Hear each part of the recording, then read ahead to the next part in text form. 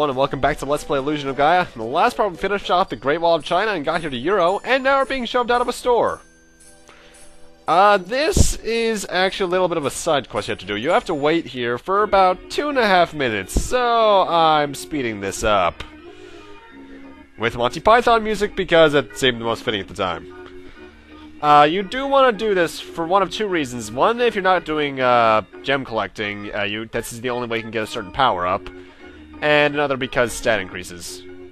It's about 2.5 minutes, so it's not that long, and you can skip a couple of guys by exiting the place and getting forced out, but still. And this place is managed by Rolek. Anyway, here's the life medicine. Doing this will give you an extra life point, and this is the dark medicine.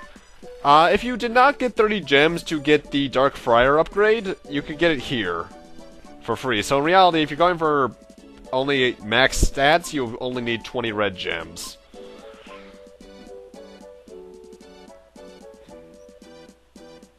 I had to think about what I had to do there for a second. I had to enter this place with these two random old guys that don't really get referenced after this point. And I'll tell you about a Mount Crest Temple. Not looking forward to that, because Mount Crest's Temple is probably the most annoying dungeon in the game. Also got a red jewel over here.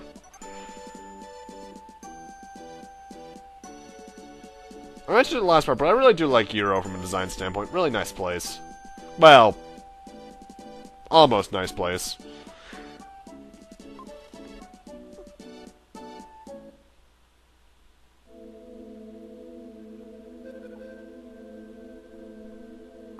And there's someone behind the temple, and we see that there's a bit of more slave trafficking going on here.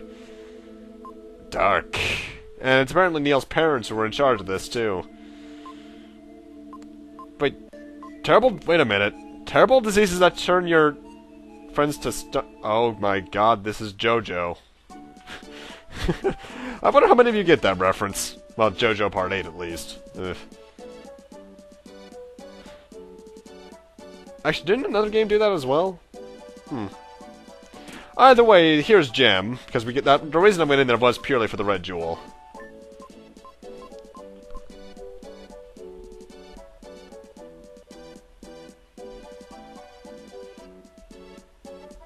And now we're going to do something that I don't think we ever do again in the game. We're actually going to head back to a previous area. We're heading back to Watermia. Because I was actually incorrect last time. Last time was the last time we were going to see Lance and Lily mandatorily, if that's a word. If you want one last red jewel, you're going to need to talk to Lance one more time. So if you liked this town for some reason, say your goodbyes at this point.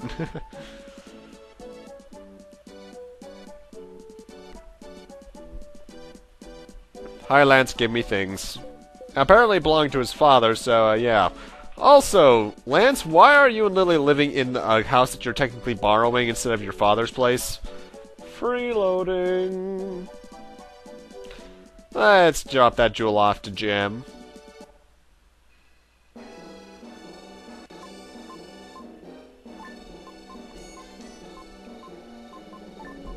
$34 out of 50, only 16 left to go. Actually, this game is going by much faster than I thought it would. I thought we'd be in the 20s by this point, but now we're only 15 parts in.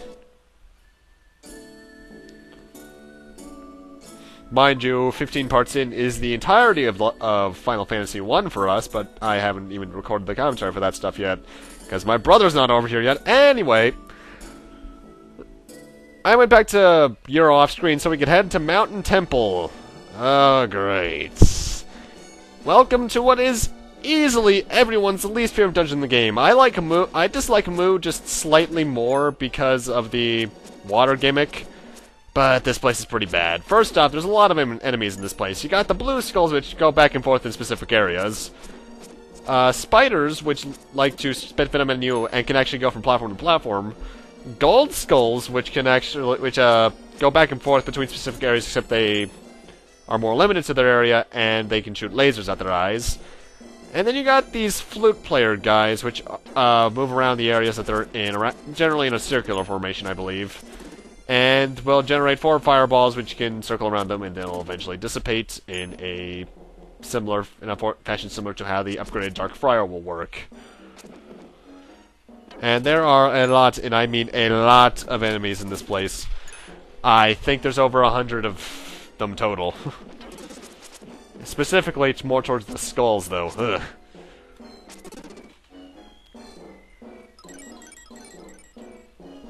I'll give this place this. It looks cool. I like the whole forest gimmick it's got going on there. It kind of reminds me of the final area of Ebe, if any of you guys have played that freeware game.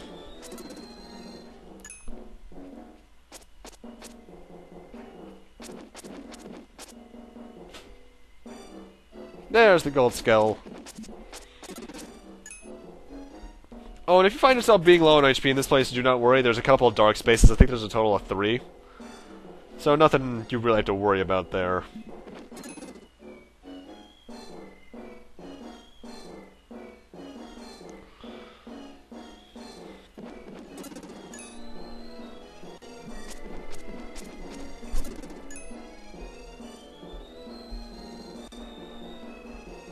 Also, you might notice that little weird-looking part on the right there. That is actually a ramp, so if you psycho spin that way, you can actually get flown off that.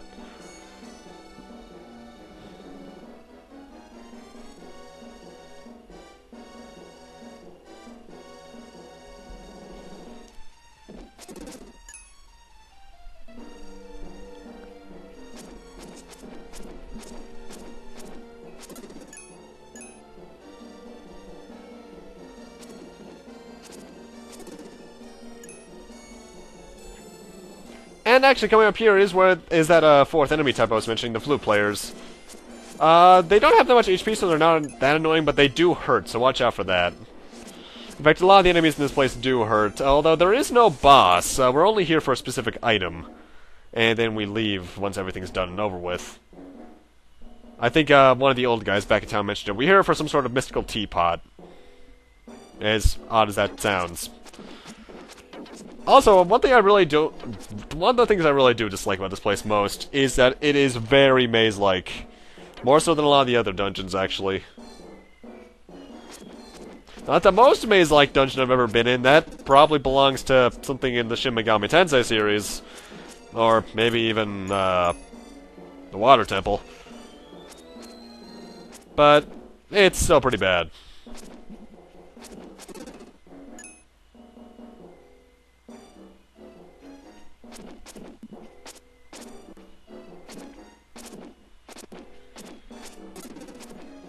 Actually, the blue skulls, even though they don't really attack you, they are annoying for one thing and one thing only.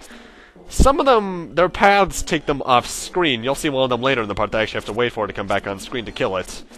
And that can be kind of boring and tedious because I don't like having to wait too much in games when it comes to just killing enemies. If I'm waiting for, like, grinding or certain enemies to be, items to be stolen, I'm perfectly fine with that, but if an enemy leaves the screen and I physically cannot reach it until a certain time later, I absolutely hate that.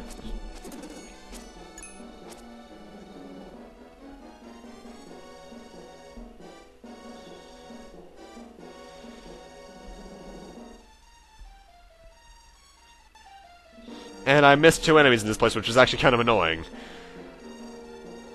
Sorry if I'm being a bit quiet in certain parts of this, I'm kind of just halfway distracted at this moment.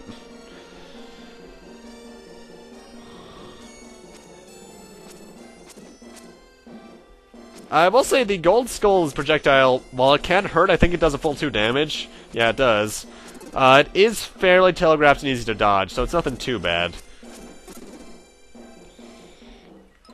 But I'm glad I got low health in this area because there's a dark space right down there that I skipped over earlier.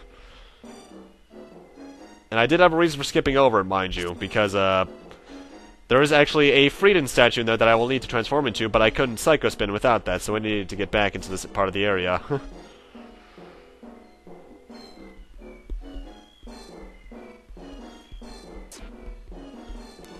And 1 HP restoration later, we are good. Also, I finally figured it out. As I mentioned earlier a couple times, you're gonna want to be careful with your herb usage because they're limited. I finally realized how many there are. There's a total of 12 herbs in the game, so be careful with that. I think I have like half of them in my inventory right now. Mind you, you can just abuse freaking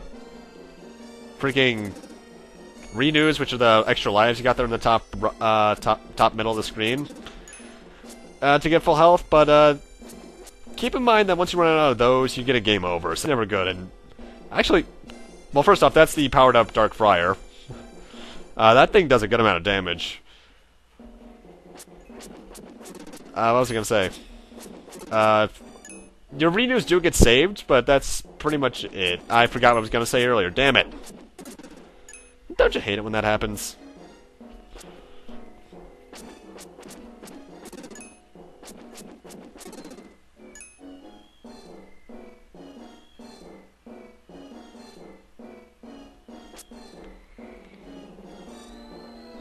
And this place doesn't even get unique music, as I just realized. Huh. I guess I'm just really used to this song at this point.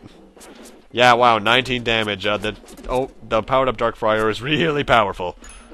And yet, against bosses, it'll still do only 2 damage. Curse you! Required hit damage. And curse you off-screen enemies. Ugh. Ironically enough, because I love off-screening enemies in Mega Man. And that's 30 HP! Booyah!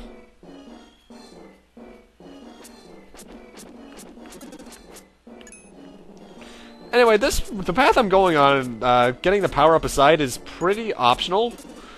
Because all that is at the end of this path that I'm going on right now is a dark space and a red jewel. So if you're not going for those, you can just ignore the rest of the part, really, actually.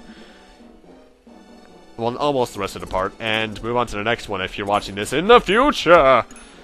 For those that are watching it in the current times, you're going to have to wait until either tomorrow, depending on if this is on a normal weekday, or next Monday if this is a Friday.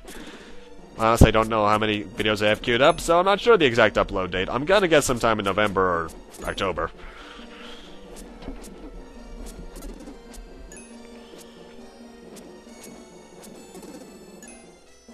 I think you have about 5 of each kind of enemy we've encountered at this point in the dungeon. The bell, the flute, users aside in this area.